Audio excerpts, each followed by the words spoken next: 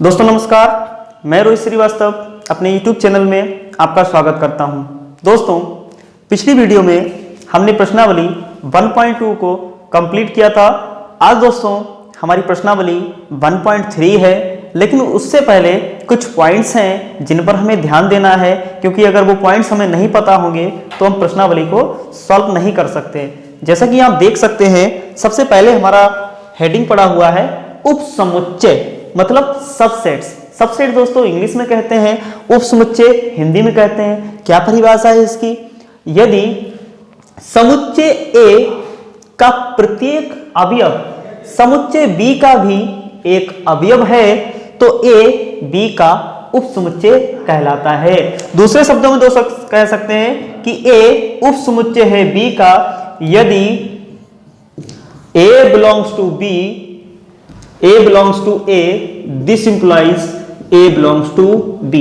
दोस्तों इसे हम बोलते हैं सबसेट। कहने का मतलब A उपसमुच्चय होगा B का यदि A स्मॉल a कोई एलिमेंट से दोस्तों कोई अवयव है वो कैपिटल A में लाई कर रहा है, बिलोंग कर रहा है, तो इसलिए उसको B में भी बिलोंग करना चाहिए। अगर B में भी बिलोंग करेगा तब हम कहेंगे कि A जो है वो B का उपसमुच्चय है। एग्जाम्पल से समझते हैं दोस्तों, जैसे एक सेट हमने लिख रखा है A 1 2 3 और दूसरा सेट लिख रखा है B 1 2 3 4 5। आप देख सकते हैं कि A में 1 2 3 एलिमेंट से 3 अवयव हैं और B देखिए आप कि जो A के अवयव हैं वो B में ऑलरेडी आ रहे हैं। तो देख सकते हैं कि 1 भी है, इसमें 2 भी है, 3 भी है, तो इसलिए कि A जो है वो सबसेट है B का। उम्मीद करता हूं दोस्तों आप सबसेट समझ गए होंगे। फिर से एक बार रिपीट करता हूं कि A का प्रत्येक अवयव B का भी अवयव हो तब A को B का उपसमुच्चय कहते हैं। एक और एग्जांपल समझेंगे आप। नेक्स्ट एग्जांपल है, जैसे मैंने लिखा A E और दूसरा सेट है A E I O U। आप देख सकते हैं कि A में A E वोवेल्स लिखे हुए हैं और B में सभी वोवेल्स लिखे हुए हैं, तो A और E B में लाई कर रहे हैं, इसलिए A जो है वो B का सबसेट है। सबसेट का मतलब उपसमुच्चय है। दोस्तों एक चीज और आपको ध्यान रखनी है, बहुत ही इंपॉर्टेंट पॉइंट है कि उपसमुच्चय निकालते हैं तो जैसे मान लीजिए यदि किसी सेट में, यदि किसी समुच्चय में n अवयव हैं तो उसमें 2 की पावर n उपसमुच्चय होंगे। दोस्तों नोट करके आप इसको लिख लीजिए, यदि किसी समुच्चय में n अवयव हो तो उसके उपसमुच्चय 2 की घात n होते हैं। दोस्तों इसे ध्यान रखेंगे कि अगर किसी समुच्चय में n अवयव है तो 2 की घात n उसके उपसमुच्चय होंगे। फॉर एग्जाम्पल किसी सेट में अगर 1 अवयव है तो 2 की घात 1 मतलब 2 अवयव हुए। यदि किसी समुच्चय में 2 अवयव हैं तो 2 की घात 2 मतलब 4 अवयव होंगे। इसको समझने के लिए आप एग्जाम्पल देखें। जैसे मैंने एक सेट लिख रखा है A, इसमें 1 और 2 अवयव हैं, तो इसके उपसमुच्चयों की संख्या क्या होगी? उप समुच्चयों की संख्या ये हो जाएगी दोस्तों 2 की पावर 2 मतलब 4।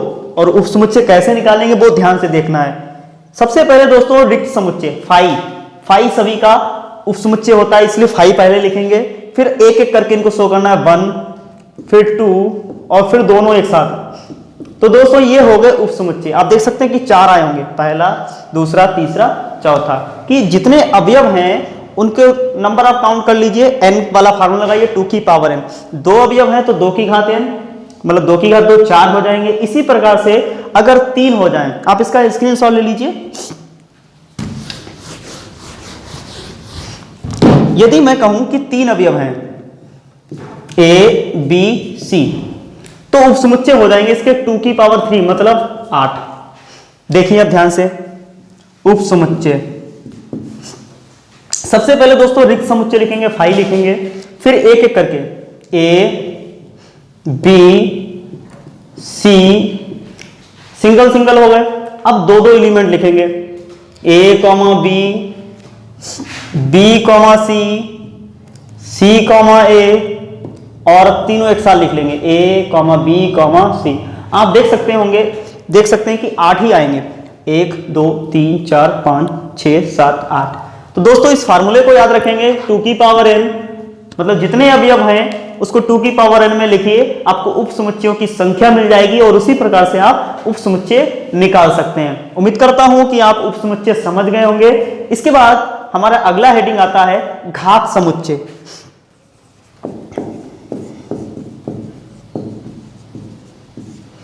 घात समुच्चय को हम इंग्लिश में बोलते हैं पावर सेट। ये क्या बहुत ही सिंपल है, आप ऐसे ही समझ सकते हैं इसको कि घात समुच्चय पावर सेट का मतलब क्या हुआ कि जो हमने किसी सेट के अवयव उप समुच्चय निकाले, किसी सेट के उप समुच्चयों का कलेक्शन मतलब संग्रह घात समुच्चय कहलाता है। जैसे अभी एक एग्जांपल था हमारे पास ए, इसमें 3 अवयव थे, उप समुच्चय इसके 8 आ गए। इनको आप किसी समुच्चय में लिख लीजिए तो ये हमारे घात समुच्चय बन जाएंगे। जैसे इसी को मैं लिख रहा हूं, उप समुच्चयों का संग्रह, किसी समुच्चय के उप समुच्चयों का संग्रह घात समुच्चय कहलाता है। जैसे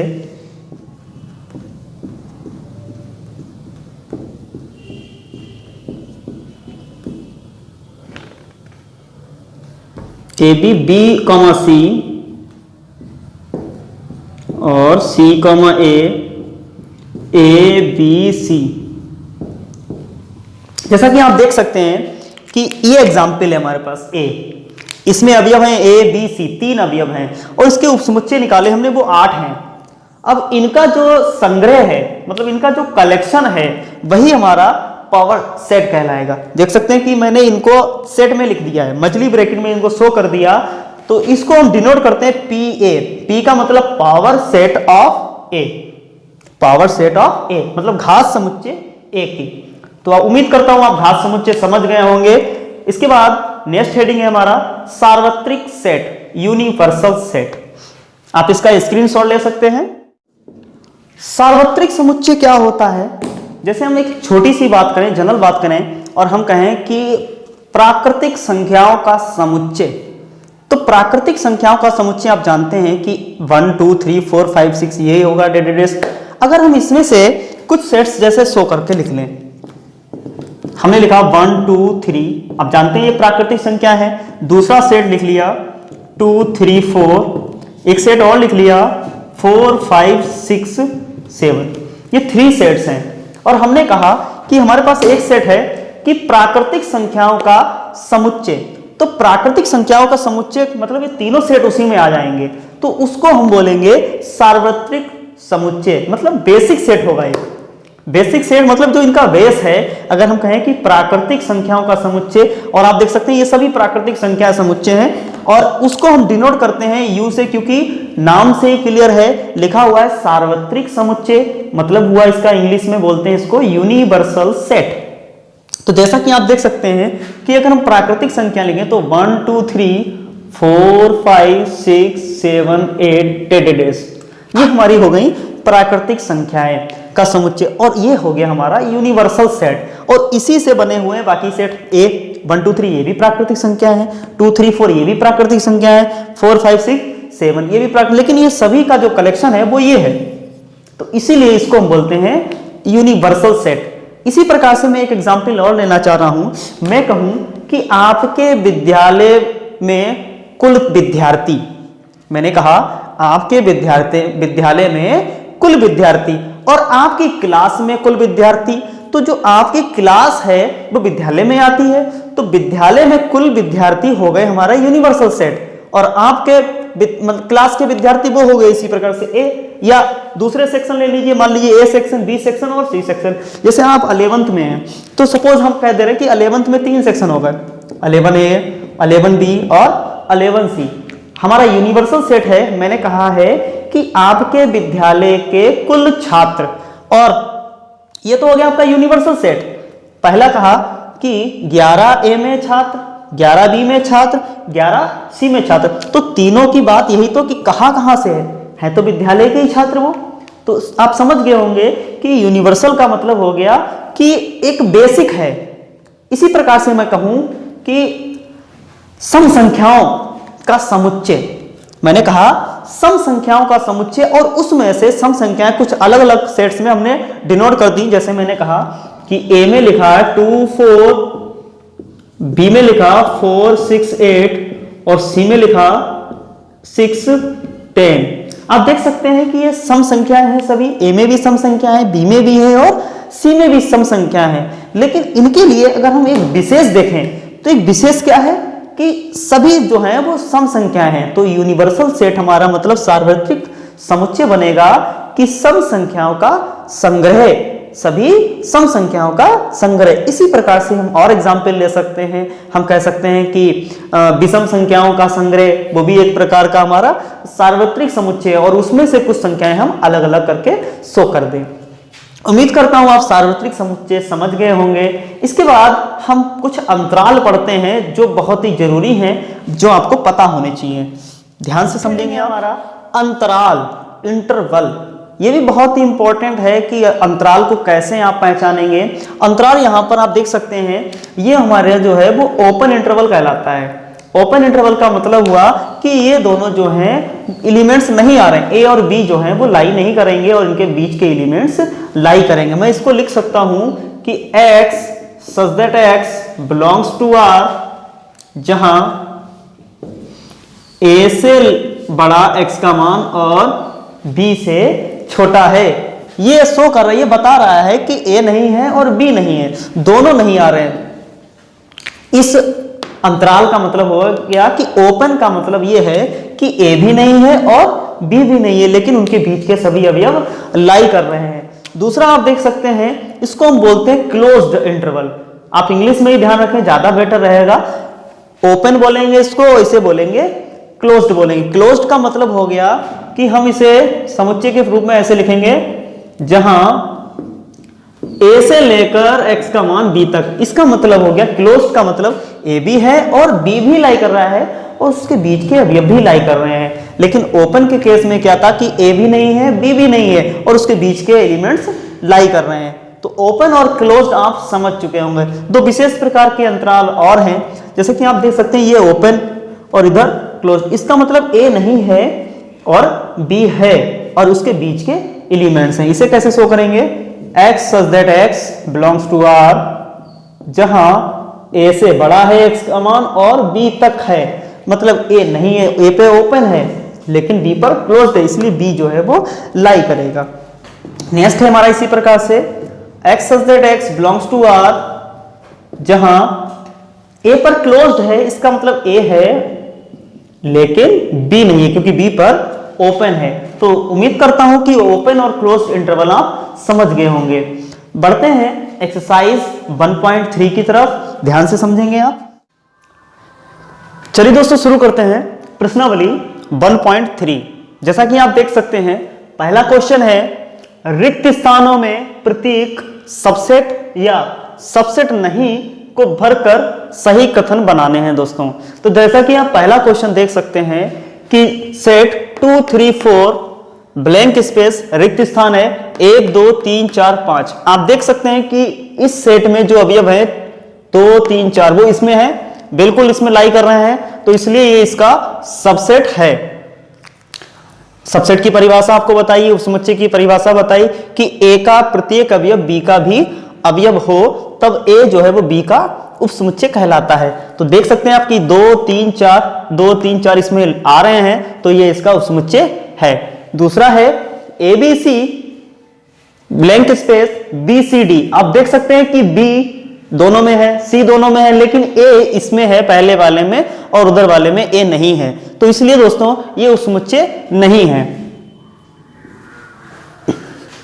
तीसरा है X such that X, आपके विद्यालय की कक्षा 11 का एक विद्यार्थी। आपके विद्यालय की बात चल रही है जिसमें कक्षा 11 की बात की गई है।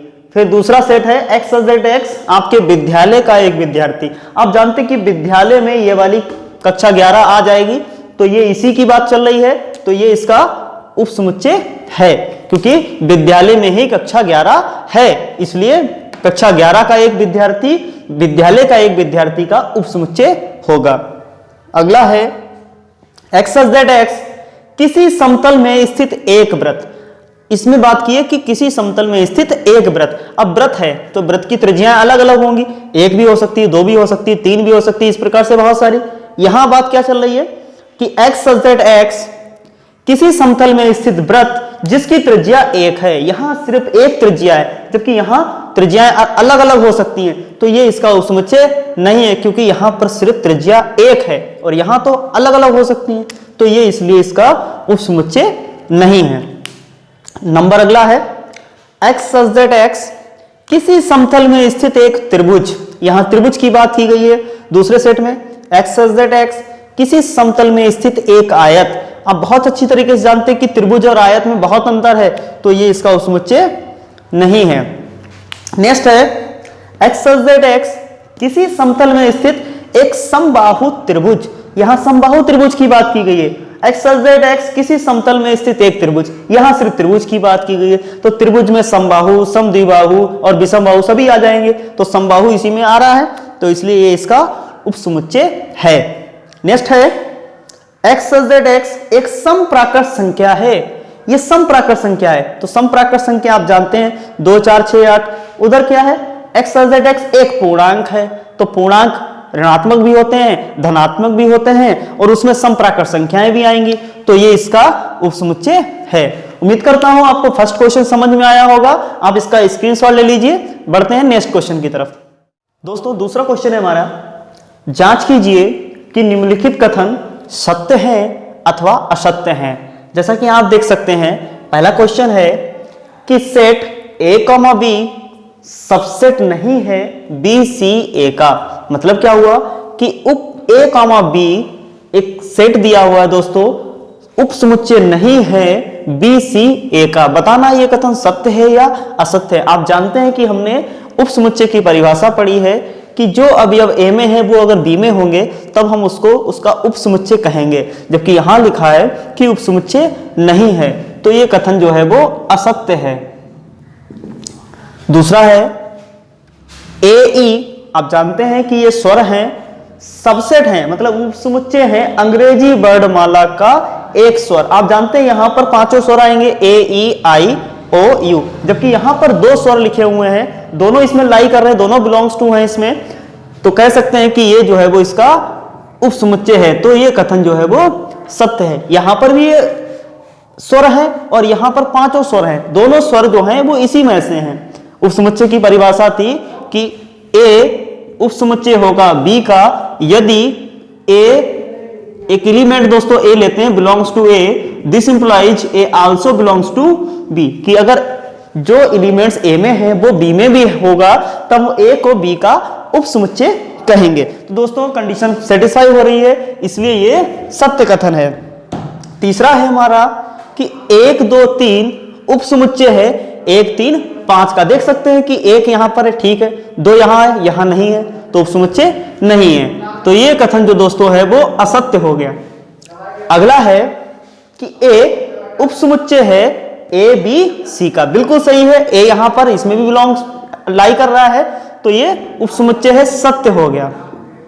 अगला है set A belongs to A B C।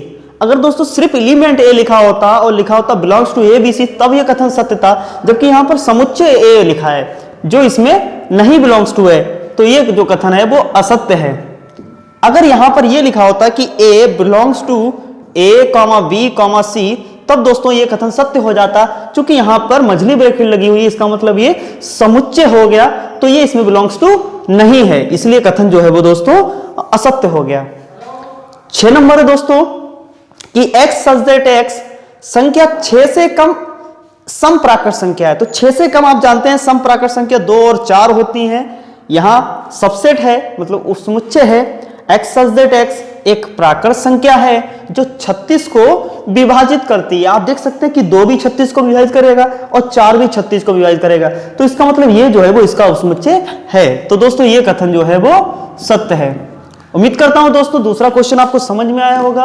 मिलते हैं दोस्तों अगली वीडियो में, आगे के क्वेश्चंस को सॉल्व करेंगे। और दोस्तों हमारे चैनल से जुड़े रहने के लिए आप हमारे चैनल को सब्सक्राइब कीजिए और नोटिफिकेशन बेल को दबाना मत भूलिएगा दोस्तों। नमस्कार दोस्तों।